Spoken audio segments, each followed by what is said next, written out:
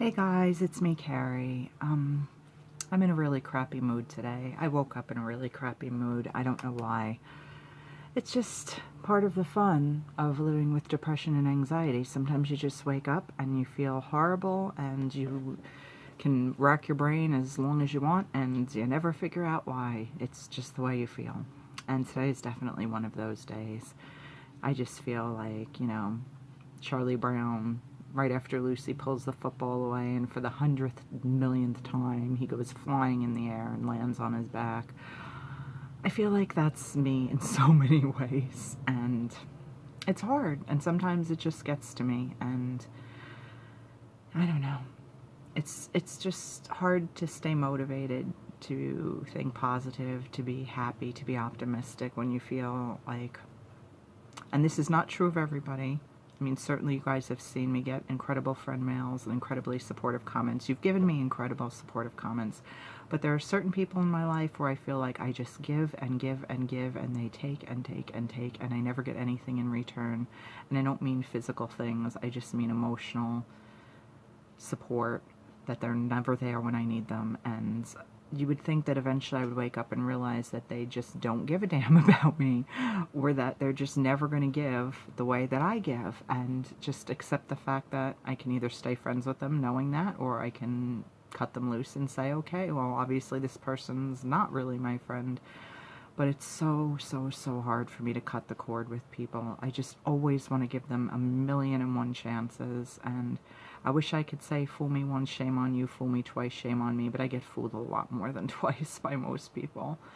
And it's super upsetting. And I know a lot of it doesn't have to do with me personally. It's just their nature, their personalities to be more closed off, more reserved. Maybe they have other people they feel closer to than me. Maybe they just don't give of themselves to anybody. But I mean, I have a handful of people that I'm thinking of in particular that I feel like I bend over backwards to try to just give them unconditional love and support, and always leave the door open that if you ever need anything of whatsoever, I'm here for you, I have your back.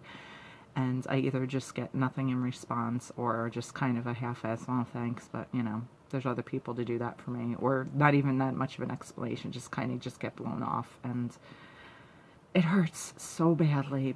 Like I said on my Facebook this morning, why do I have to feel all the things all the time? And I really wish I didn't. I mean, the alternative, I guess, is to just be a cold, self-centered, narcissistic asshole, and I don't want to be that person either.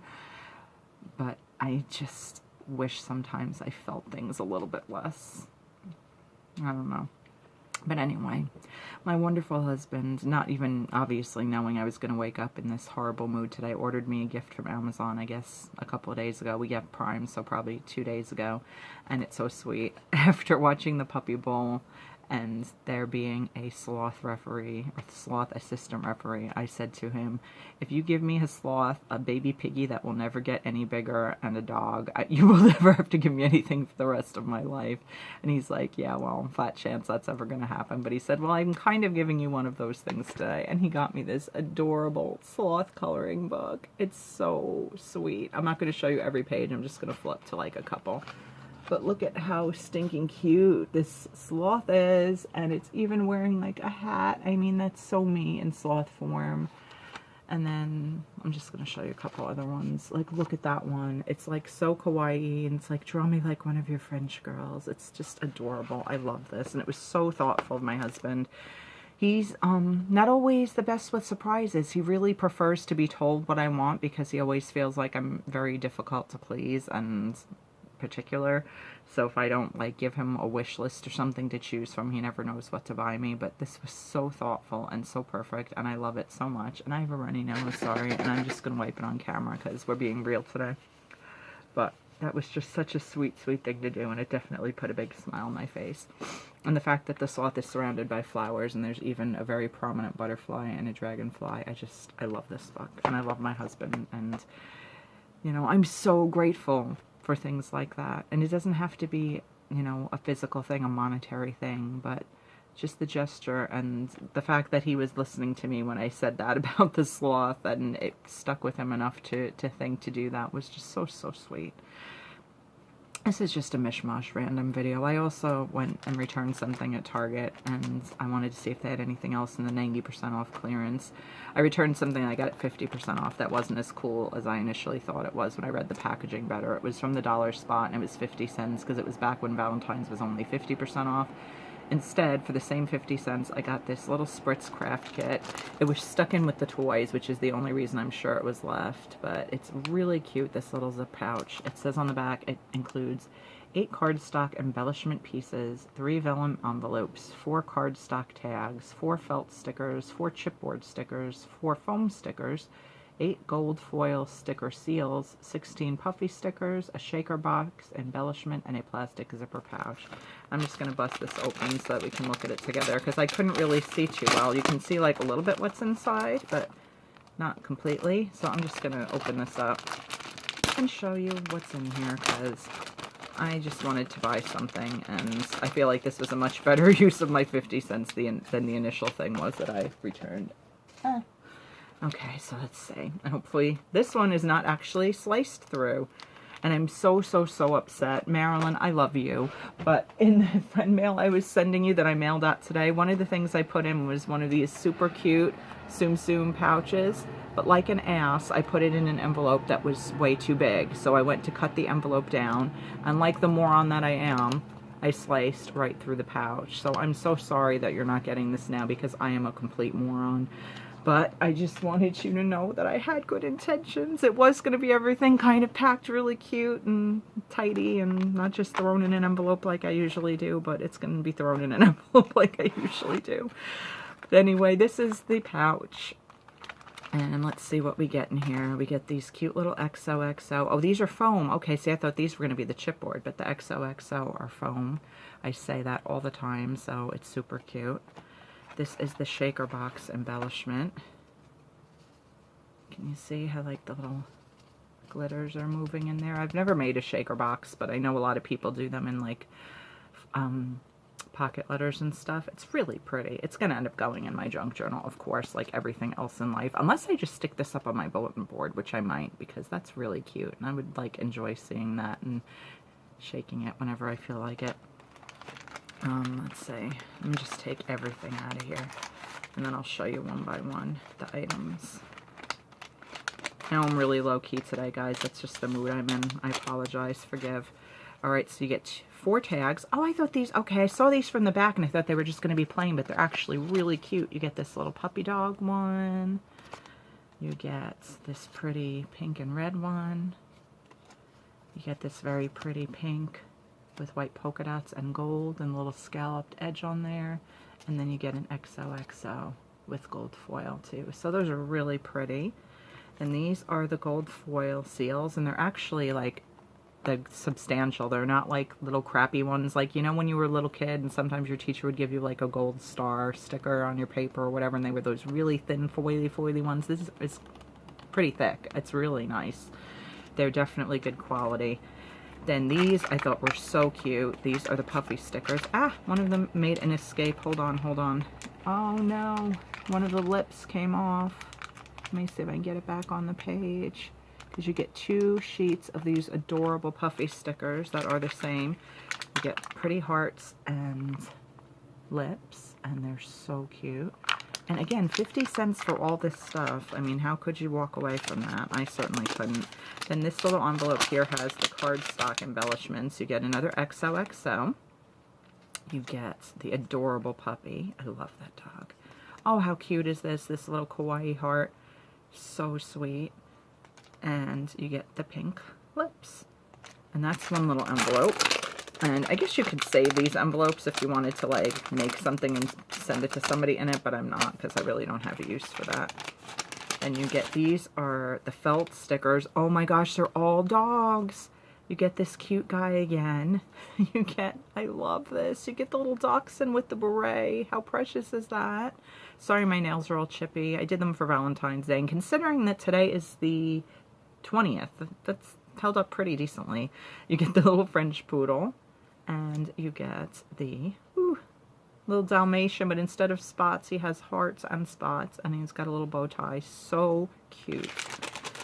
And then the last little thing, oh, two more things. Okay, then you get, these are more like cardstock kind of cardboard embellishments. You get this pretty heart. You get a little high. You get Kiss Me. This one's a little foobarred on the back, but that's okay. I could just trim off the edge or tear off the edge. This one that says Kiss Me. Oh, there's doggies again. Yay. There's my little Dalmatian friend. So cute. You get this adorable little guy. I'm not sure what breed he is. He looks maybe like a bulldog. I'm not sure, though. You get red lips this time. And another kawaii heart. And then this really cool, like, funky, like geometric kind of looking heart. I love that, too. And then there's still more. You get one more pouch, and they have more of those cardboard guys. You get yet another, oh, you get another one of each of those. Very cool. So yeah, there's another Dalmatian, another geometric heart, another kawaii heart, another set of red lips, another little bulldog, another Kiss Me, another heart, and another little high. And then, of course, now that the envelopes are out, you can see even better how cute this little pouch is. I absolutely love it, and I'm hoping everything will just fit nice and neatly back inside. I'll just throw it in there for now to keep everything all together. The only thing that might not, let's see, fit right are the stickers, but yeah, no, they should fit too. They were in there before, so they should fit now, right? Let's get everything in there. I'm being really quiet today, too. I hope I'm not so quiet that you can't hear me. I'm just very pensive. I'm very thoughtful. I'm very introspective, and I'm just really down in the dumps, so I can't be, like, super enthusiastic girl today. Not that I ever am, generally, unless I, you know, have something in particular to be super stoked about, like, you know, an awesome friend mail or something wonderful happens in my personal life. But there you go, and they all fit back inside there. That is a great deal for 50 cents. $5, no way I would have spent that. And like I said, technically you could save these and put little notes in them, but I don't need to hoard all the things, even though I hoard most of the things. And there goes a loud train. It's extra loud because we have a window open. It's going to be like 70 degrees this week here in New York, and it is February 20th. That is just so cuckoo crazy. But, you know, argue with me that global warming's not a thing, you know, 45. Just go ahead. Let's debate about that, shall we? I'm in just a perfect mood to debate with you. But it's like a battle of wits with an unarmed man. It's just, what's the point, you know, really? But anyway, I don't know. I'm just babbling a lot in this video. It's hard when you have days like this, you know? You wake up, and from the minute you wake up, you're like, I should just close my eyes and just stay in bed today. But I knew my husband and I were going to go to Ruby Tuesdays for lunch. They have a special today. We go quite often for the salad bar, and it's like $10. But today, from I think it was 11 to 2 or 3 p.m., so yeah, you might still have time to get there, depending on what, you know, the time zone is where you are and if it's a national deal or not. But it's only $5 for the salad bar just for today, for just that 3 or 4 hour time period. But we had a horrible, horrible server when we went last week, and we happened to catch the manager on the way out. We've had to complain a couple times at this Ruby Tuesdays about the servers. And we're also the same people who will rave about servers if they're fantastic, but this same girl we had twice, and she was awful twice. Just completely ignored us, rude as hell, just, you know, had to stick up her butt, just couldn't be bothered, like we were just putting her out, you know. So my husband talked to the manager, and he told us about this promotion today, and he said, well, come in on Tuesday, you know, I'll be there, I'll take care of you guys, and, you know, he comped us the salad bar. So, I mean, it was $10 for both of us, but still, it was $10 we saved, and a free meal is a free meal, so we were really happy about that. So, you know, all we were out was, you know, the couple bucks we tipped our waiter, because, you know, obviously he wasn't to blame for all this mess, so we were certainly not going to tip him. But, I knew I was doing that today, and, you know, I just said, no, you know, put your big girl panties on, get out of bed, do the thing, you know. And then, like I said, oh, so why don't we just go to Target afterwards, too, and I can return this thing that I don't need, and maybe find something Valentine's Day-ish for 90% off before they pull it all, which I guarantee you probably in the next couple days they'll have just pulled it all. So luckily I found, you know, my little pouch with my little cardstock stickers and whatever, so I'm happy about that. Can you tell I'm so happy? I'm just like sounding so enthused right now. But, you know how things roll at Persevering Star. I don't BS you guys. If I'm having a great day, I'll tell you. If I'm having an awful day, I'll tell you, you know. I've been accused of oversharing many times, and I perhaps do overshare, particularly on this channel, but I just feel like if I'm not going to be 100% true, then what's the point of doing this? I'm not here to entertain you. I'm not here to, you know, put on airs and act like I'm somebody better than I am. Believe me, I'm going to tell you I'm somebody worse than I probably am more than anything else, because I have such low self-esteem and such struggles with, you know, confidence and feeling good about myself in any way, shape, or form. My therapist has advised me that one of the things I need to do when I'm, you know, having bad days, or even when I'm not, just to keep myself from having bad days, is like put post-it notes up, like on my mirror in my bathroom and in my bedroom and just around the house with positive affirmations about myself, because if I look at them and I read them, you know, maybe it'll make me chuckle, like, yeah, as if that was true. Eventually, maybe it'll be like a fake it till you make it kind of thing, and if I read them every day, maybe it'll eventually lift my spirits. But, like, today, I don't know. I'm slightly better now than I was earlier, but I was like, I can't even do that. I said to my husband, Brian, I can't even do that because it's so not in my nature to be dishonest. And I don't want to, like, say, you know, I'm pretty or I'm smart or I'm special or whatever. And he said, maybe just then start with something like, I'm good enough, or, you know, I don't know, people love me, you know, Stuart Smalley, I'm good enough, I'm smart enough, and doggone it, people like me. I know that a lot of you won't get that reference. Just go back in time to your old school SNL skits back before, oh my gosh, God, I can't even think of his name now. Al Franken was a senator and now a disgraced senator and all that. He used to do a sketch called Stuart Smalley on SNL, and that was what he would do to motivate himself. He'd look in the mirror and he'd say that, I'm good enough, I'm smart enough, and doggone it, people like me. Maybe that should be my mantra, because it'll just make me laugh because of how ridiculous it is, but I don't know. We'll see. But anyway, guys, I just wanted to come on here and chit-chat with you a little, let you know I'm struggling today, and if you are too, believe me, you're not alone in that. Some days are just harder than others, and a lot of people require an explanation for that, and I don't have an explanation for that. It's just the way that I feel, and it's part of my disease, and it's part of the nature of mental illness. You don't get to choose your emotions a lot of the time. And that doesn't mean you're powerless over trying to change them. There are things that I can do to lift myself up. When I get off camera with you guys, my intentions are to work on some more bracelets for my Persevering Pretty shop. I owe one to my friend Sean. He came up with the awesome idea the other day of doing a Teenage Mutant Ninja Turtles themed one, and the problem is that so many of my beads are, for lack of a better word, girly. I certainly don't want to make something that doesn't look cool and masculine for a guy to wear, so I don't know that I have the right beads right now in the right colors to do a TMNT bracelet, you know, that would be, you know, worth him even purchasing.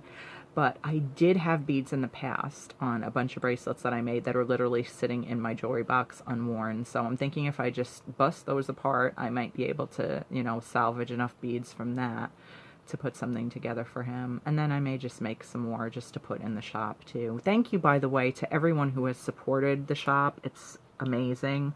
A couple of you are here on YouTube, Beetle Babe and Lip Balm Queen. My dear friends Jen and Candace have supported the shop and made purchases, and it means so much to me. I can't even tell you. My dear friend Julie, who does not have a YouTube channel, but she's been a frequent purchaser. My friend Billy has purchased many bracelets. She's not a YouTuber either, but she's a subscriber here.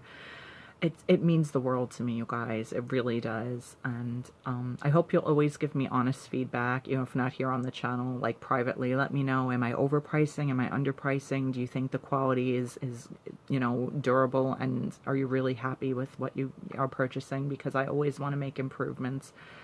Right now I'm using 0.8 millimeter elastic because I know you can do them like with string and put clasps on them and they would look more professional. But then you have to make them exact measurements for people, and there's not as much flexibility in terms of, oh, I really like that bracelet Carrie put in her shop, but it's only 6.5 inches and my wrist is 7.5 inches.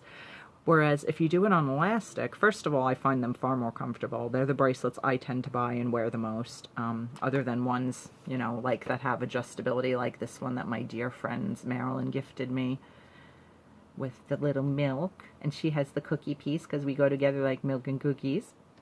This one my friend Jay gave me that is a wishing bracelet. I have this one from my dear friend Mary that has some adjustability to it, and of course the rubberized ones are usually, you know, made a fairly substantial size, so they fit comfy. This one's from my dear friend Lainey over at Lainey K.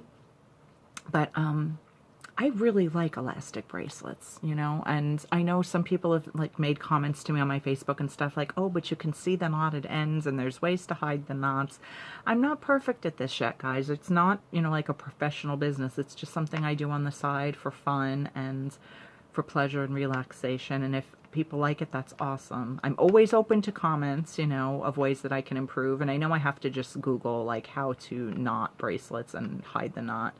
I'm able to do it with some. If the beads are big enough, I can kind of pull the elastic back through the holes and the knots are not so visible, but I haven't perfected that art yet. I was a Girl Scout, but Girl Scouts didn't really do knot tying like Cub Scouts and Boy Scouts did. We didn't learn like important stuff. We just learned how to eat cookies and drink juicy juice and sell cookies like freaking pushers, like drug pushers. I don't really remember learning too much else useful in Girl Scouts, to be honest with you. Not that I'm poo-pooing it. It's, you know, it's a nice thing for girls to do, and modern Girl Scouts are probably quite different, you know. I'm sure that there's a lot more lessons in self-esteem and building each other up as girls, because as women, you know, of my generation, and the current generation too, really, we're so catty and awful to each other, and there has to be a lot more love and a lot more support, women helping women. I don't think men are like that. Like, I think when men have disagreements, they are more often physical and they beat the crap out of each other, and then they're over it, and then half the time they're patting each other on the back and getting a beer together, you know. If not that night, maybe the next day. They don't hold grudges like women do. They don't play the manipulative mind games that women do and that girls do. And I know that, you know, I'm speaking the language of probably every woman that's watching this channel, whether you're, you know, in your 70s or whether you're, you know, 7. I'm sure that to some degree you can appreciate, you know, when people are manipulative and backstabby and cruel, and it's just not necessary. I mean, guys bully guys too, but I don't know. I just feel like we as women and girls have a particular knack for going for the soft spots in each other, and I wish that we could all just find a way to just love and support each other so much more. That's why this channel means so much to me. That's why your guys' comments mean so much to me, because the feedback I get, you know, is for the most part very, very positive, very, very heartwarming and affirming. It's like, you know, it affirms to me that what I'm doing here matters, and it touches people, and it's important, and it's relatable.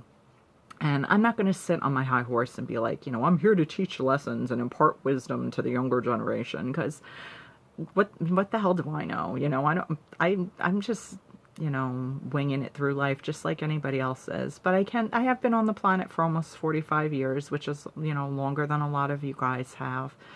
I've maybe been through more experiences than you guys have. I'm sure some of you have been through experiences that I can't even imagine going through and surviving.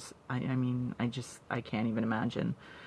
Like, with all of this craziness that just happened in Florida, I can't even imagine. Like, it was hard enough for me to go to school and be afraid of who was going to pick on me that day. But you know, in the back of my mind, it was kind of like I knew I might come home crying, but at least I'd come home alive. At least there wouldn't be anybody shooting at me. I can't even imagine what it must be like for kids now. And those of you who are still in school and dealing with that, oh my gosh, my heart is with you. You are so courageous and so brave, and just keep being the shining stars that you are. You know, plug, but keep being persevering stars. Keep being true to yourselves. Keep owning who you are. Don't be ashamed of who you are.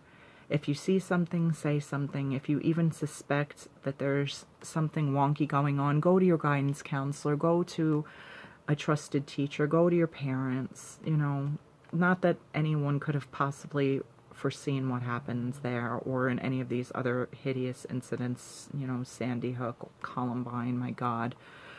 It's literally an epidemic here in the U.S., and it just makes me heartsick to think about it. Part of me thinks that, you know, God, in quotes, because I don't know what sort of higher power I necessarily believe in. I believe there's something out there bigger than us. I don't, you know, I don't know. I don't think that thoughts and prayers are enough, you know. I think thoughts and prayers are wonderful and lovely and supportive, but that's not enough. We have to just be better humans. We have to take care of each other. We have to just, you know, act like every child at that school is your child, not just your actual kid, you know, as parents. You know, be responsible. If you see something, say something. For God's sake, if you see a kid getting picked on as a parent, don't just go, "Ooh, I'm glad my kid's not involved in that." I mean, I know that's hard because then you probably are in fear for potential repercussions for your child. You know, oh, well, you know, Susie's mom got involved and now we're just going to pick on Susie. And I, you know, who am I to judge? I'm not a parent. I'm not trying to judge. I'm just kind of, things are just rolling off my tongue. I'm just shooting from the hip here with you guys, just sharing random thoughts and ideas. But I just feel like as a general rule, no matter what age you are, no matter what walk of life, no matter what sexual orientation, what religious beliefs or lack thereof, what race, what gender, you know, we can all be better people, and we all have to be better people. It's like not an option. We have to. We have to make this world better because it is such a freaking hot mess right now.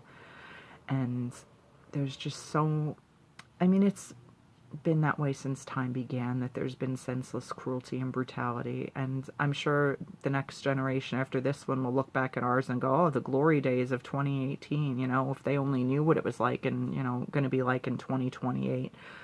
I shudder to think, but it's probably cosmically what I was going to say before, for the best that God or whoever decided that I was not going to be able to reproduce and be a mom, you know, biologically.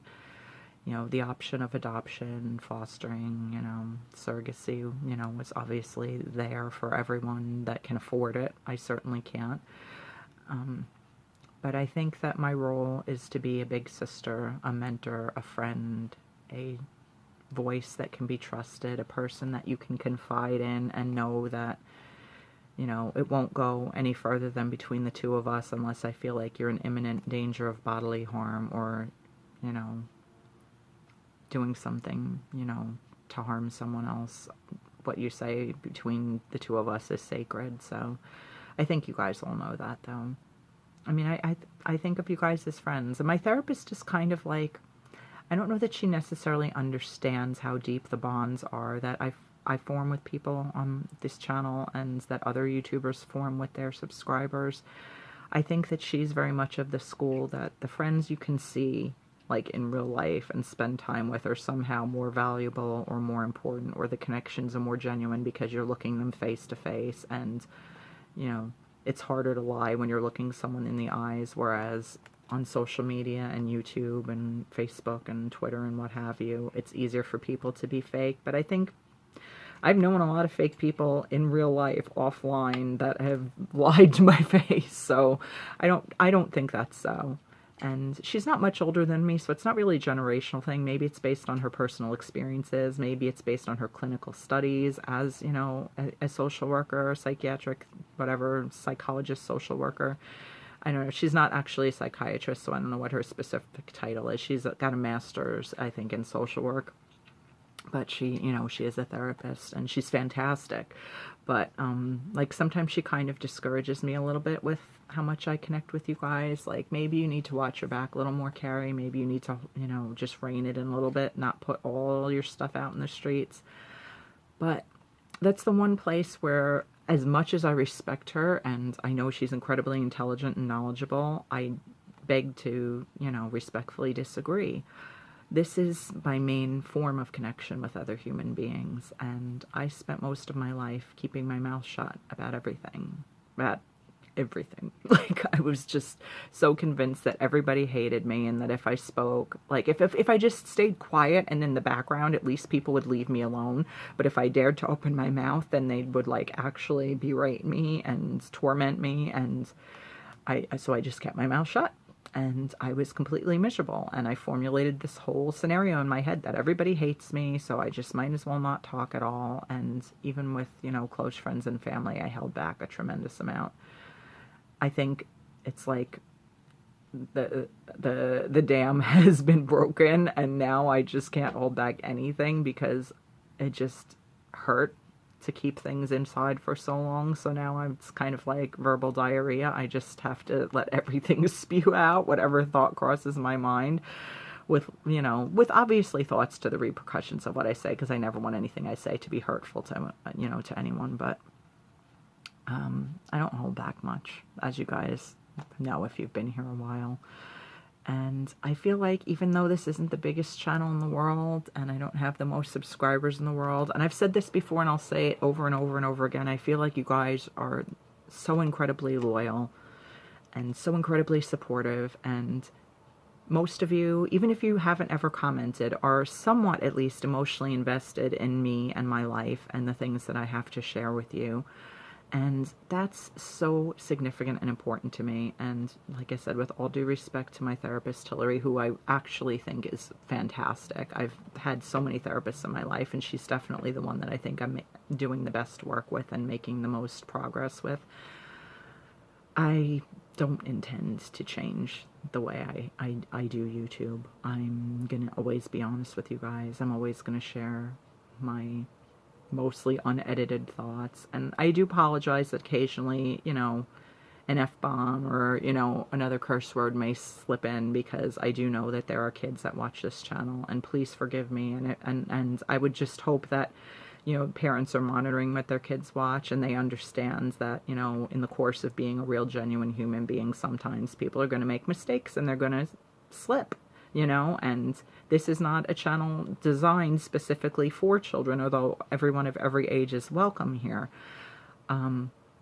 I think that, you know, would just bring up a discussion. Ooh, you know, I was watching Carrie's video and she said the F word, and maybe mom might watch the video too and say, yes, that's a bad word to say, and you shouldn't say that word, but overall, what Carrie had to say in that video was like a learning lesson, and, you know, you just know that you shouldn't say that word, and Carrie's sorry when she says that word, because even though I do have a bit of a sewer mouth in my personal life, I certainly don't use that language in front of children.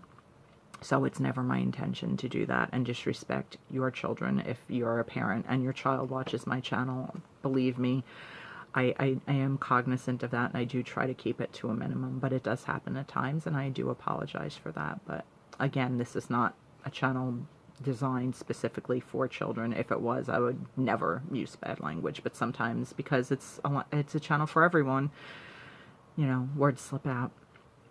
And I think that, you know, if you're teaching your children right, that they will know, well, okay, that's a word that grown-ups sometimes say, and, you know, it's not a word for me to say. And, you know, hopefully it doesn't mean that you unsub. Maybe you just, you know, are more selective about the channels that you let your kid watch, you know, and keep it to more like things like, you know, toy unboxings and lip balm reviews, and maybe not the vloggy stuff.